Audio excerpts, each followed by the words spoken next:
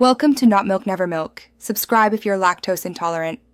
You start by powering down the camera circuit and labeling every cable so you can restore connections exactly. Once done, climb safely with a ladder and the right tools. Inspect the mounting and housing for obvious damage.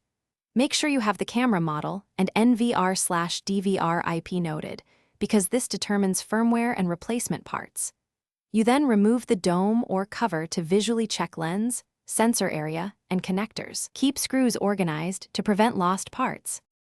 Now you measure power at the camera. If PoE, expect around 48 V. If DC, expect 12 V. If voltage is out of range, replace the injector or power supply. Once power is verified, swap the Ethernet/power cable with a known good cable to rule out cabling faults. Next, connect the camera directly to the NVR or a monitor to confirm video output.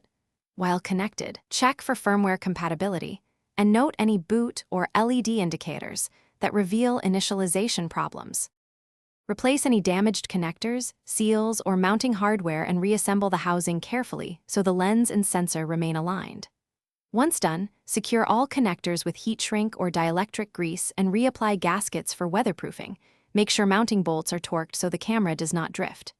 Power the system and perform a full functional test: pan, tilt, focus, and recording playback.